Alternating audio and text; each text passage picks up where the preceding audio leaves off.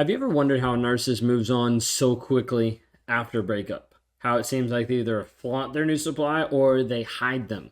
We're going to talk today about how a narcissist moves on with the next supply and will they? What does it actually look like? How does it normally come about? And give you just different perspectives about it from a self-aware narcissist perspective, which would be me. So if you guys don't know who I am, my name is Ben Taylor. I'm a self-aware narcissist on this channel to provide awareness about narcissistic abuse. I speak from the things that I've done, I speak from the places that I've been, and I speak from an area of saying, hey, I'm a narcissist and I'm trying to help people now in understanding what it is, how it's abusive in nature, how it destroys lives, families, relationships, working environments, and try to be able to equip you with the tools and the awareness so you don't get stuck in a toxic relationship or you don't get sucked back into a toxic relationship.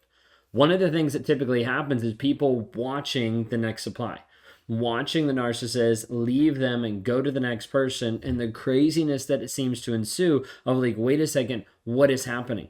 Why is he going with her? Why am I not good enough because he's with her? And all these questions and doubts start to hit your mind and start to make you wonder. So we're going to talk today about the narcissist moving on. Part of it's going to get broken down about the narcissist specifically flaunting the next supply, throwing it in your face. Next one is about hiding the new supply. And the other one is on just moving on without a care. Why does it do this? How does it look? All those different pieces. Okay, so we're getting ready to dive in. If you guys are new and you're like, hey, I want to talk to you one-on-one, then you can go to rawmotivations.com. If you want to get elite access to our new Clarity Challenge with added onto it software that I actually use on a day-to-day basis with stacking, with Core 4, it's all getting integrated into the app this week. So feel free to be able to check that out. Go to claritychallenge.net to be able to see some of the new stuff coming out. So anyways, diving in. Narcissists, typically you'll see one aspect is flaunting the new supply, throwing it back in your face that you're not good enough and they have to be with this next person because the next person gets them, understands them, all of this stuff. It's all lies, but stuff that is going to make you feel crazy.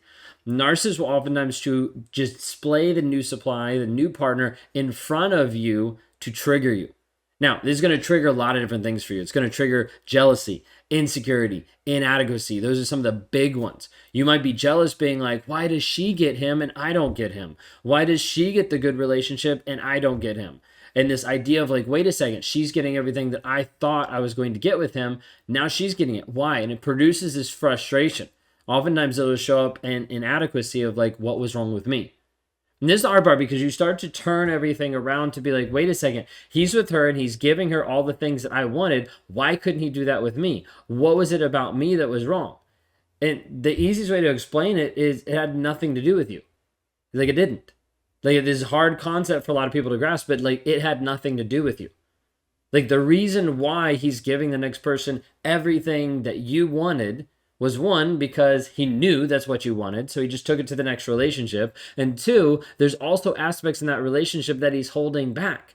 It might not be those specific things because that was what worked with you. For that person, it might be something completely different. But what he's doing is he's trying to trigger you to make you feel less than. If he makes you feel less than, then he feels better than. This happens in work. This happens in businesses. That happens with women and men that have like different pay dynamics. We see this all the time. Like he's trying to make you feel less than so that he feels more than you. That's it. And he's just using and leveraging another person to do it who doesn't know him and doesn't see behind the mask. And he's going to continue to do it. Then when they figure it out, then it goes to the next person. But in doing this, he's seeking still to maintain control and power over the narrative and over you. This happens all the time.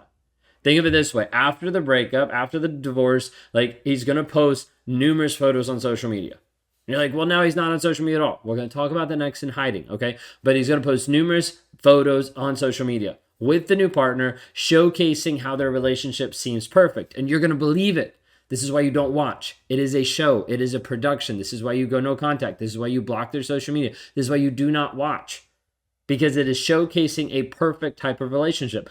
Think about the people who are outside your relationship when you guys were together. Did the people outside the relationship know that it was bad? Probably not. And they probably didn't know that it was bad because you didn't tell them it was bad. He didn't tell them it was bad. But on the outside, it looks great. Same thing is happening. You're just experiencing it from the outside, so there's more feelings and emotions. That's okay, but I'm just trying to paint a picture of this is why. Because the narcissist is going to use this to put on a show of like, hey, I've got the perfect life. I've found the best person ever. And all it does is it triggers you to feel hurt, to feel betrayal, to start to question your worth and your desirability when it actually doesn't have anything to do with that. Okay. But our minds want to connect it that way. So, but you're like, but wait a second, mine's not putting it on social media. Exactly. That's why we move on to number two. Number two is hiding the next supply. Now, in some cases, the narcissist keeps the next supply completely hidden. Now, this does a couple different things. Easy example is it makes confusion and doubt in your mind. You're like, well, I thought this was happening. Wait, I know this is happening. Oftentimes, this whole tactic is try to make you feel crazy, sometimes paranoid, and it erodes your self-confidence. Now, oftentimes, this is when a narcissist locks onto a lie and will not let it go. Think of a narcissist like being a bulldog. When they bite into something, they're not going to let go. Like they're like, nope, I am locked on. They lock their jaw and they're like, I'm locked on to this lie. That's what they're going to have over and over and over again. Because when they lock onto a lie, it would look worse on them if they go back and they apologize or they admit the truth. That's in their mind. That's not in reality, but that's in their mind. So if I do a lie, it's going to feel worse to go back and say, hey, I actually lied, because then it evokes the guilt and the shame, and narcissism is based on shame avoidance. Like I have to avoid how you're going to view me. I have to avoid the shame that's going to come if you actually see who I actually am. So then I lie to be able to hide. This is why so many men struggle with this, because they lie over and over and over. They keep sedating themselves with lies instead of actually telling the truth. So this is the piece where they lock into this lie of like, hey, I'm not going to tell you that I'm cheating. And you're like, but I saw you. Nope, you didn't. But I got pictures. Nope, you didn't. But I have other people telling me. Nope, they don't. And they're going to say all these different things, and they're just going to ignore you half the time of saying that I actually have a supply.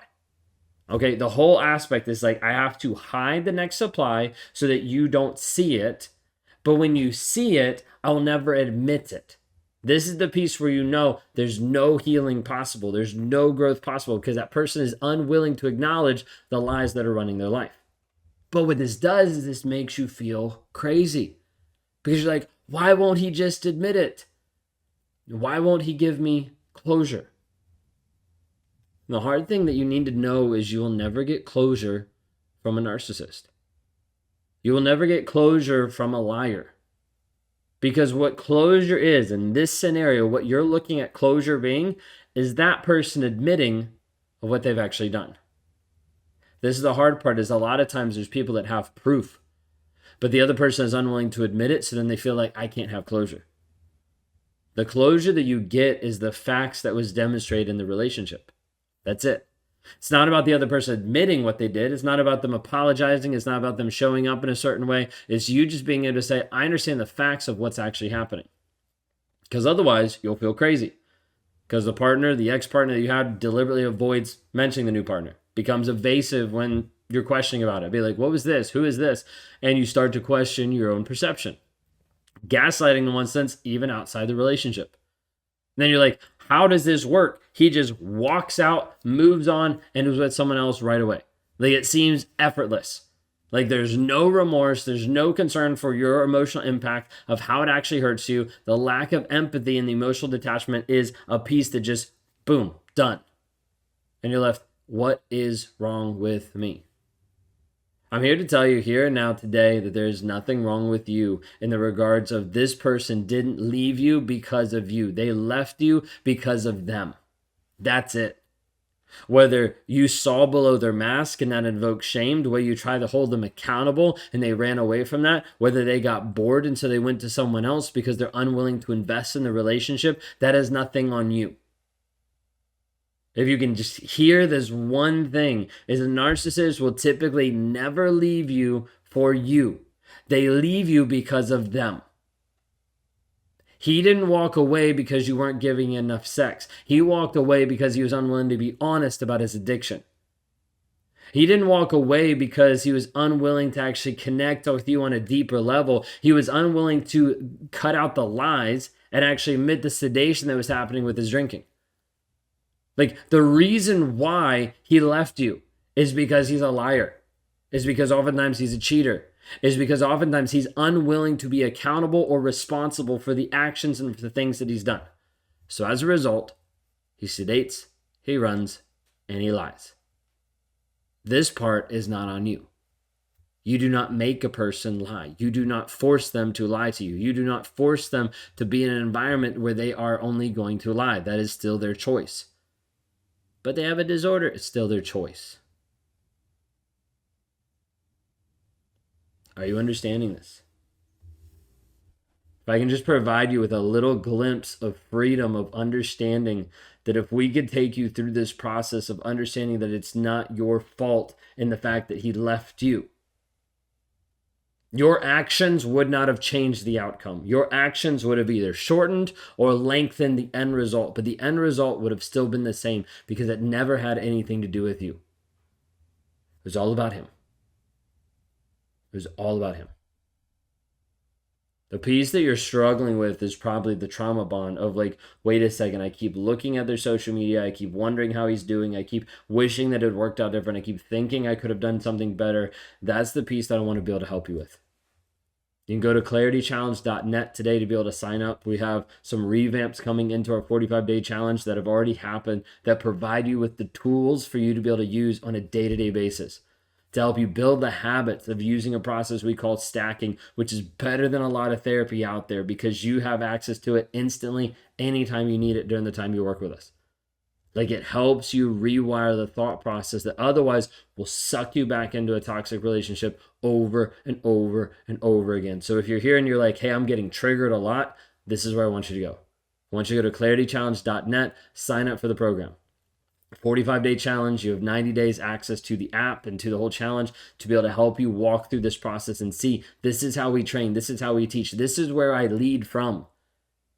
Like, I share with people like my stacks. I share with people, this is where I'm going through. This is what's going on in my head because that is where I lead from. Because if I'm able to change the story I believe, the lies that I have in my head, then that means you can too. And you can move forward and grow in your confidence and your clarity and ultimately get to a place of freedom and peace that you haven't been able to see in a long time. So check it out today. If you want to talk to me one-on-one, go to rawmotivations.com. Otherwise, go to claritychallenge.net today to be able to sign up for our 45-day clarity challenge.